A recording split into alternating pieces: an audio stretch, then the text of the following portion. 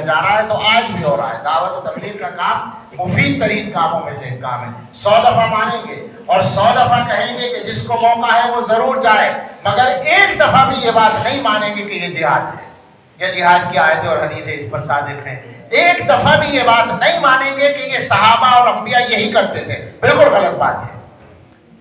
صحابہ اور انبیاء اگر یہی کرتے تھے تو پھر مدرسے والوں کو بھی کہنے دو کہ انبیاء یہی کرتے تھے، اور خانقاہ والوں کو بھی کہنے دو کہ انبیاء یہی کرتے تھے۔ سارے مسلمان جو بھی کام کریں وہ سارا نبی کرتے تھے، یہ کوئی بات ہے؟ سب صحیح کام ہے۔ تم جو کام کر رہے ہو وہ بھی صحیح ہے، قرآن و حدیث سے ثابت ہے۔ مگر یہ کہنا کہ انبیاء اور صحابہ یہی کرتے تھے، اسی طرح کرتے تھے، اسی طرح تو مولانا الیاس صاحب کے ابا نہیں کرتے تھے۔ انبیاء اور صحابہ کیا کرتے؟ یہ تو طریقہ ایک بعد میں آیا ہے۔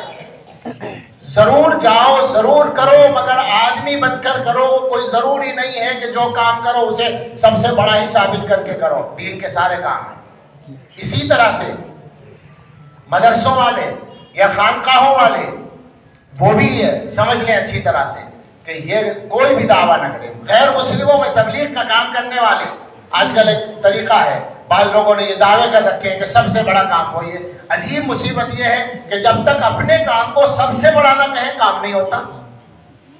کیا ذوق بنا ہے ہم لوگوں کا؟ نقصان کر رہے ہیں ہم۔ میں جوش میں نہیں بول رہا ہوں، غصے میں نہیں بول رہا ہوں، کسی کے خلاف نہیں بول رہا ہوں۔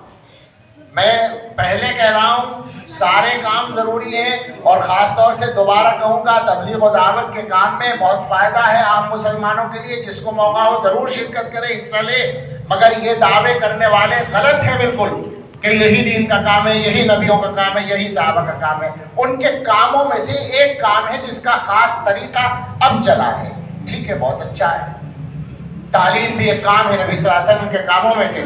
مدرسوں کی شکل بعد میں بنی ہے، تبلیغ و دعوت سے تو بہت پرانی ہے، اس تبلیغی جماعت کے کام سے تو بہت پرانی ہے مدرسوں کی شکل۔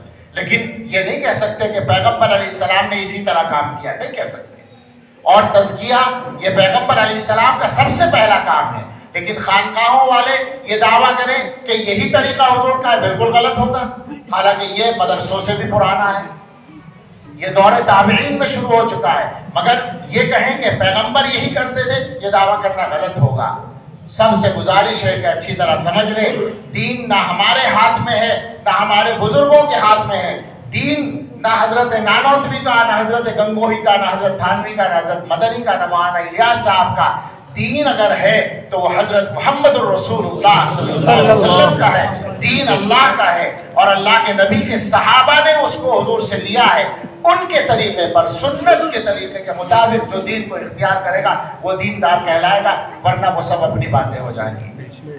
ضرورت ہے ہم مسلمان بنیں، ضرورت ہے ہم بندے بن جائیں۔ میں نے سورہ فاتحہ پڑھی تھی، اس خیال میں تھا کہ شاید موقع مل جائے گا تو میں کچھ کہوں گا، اب تو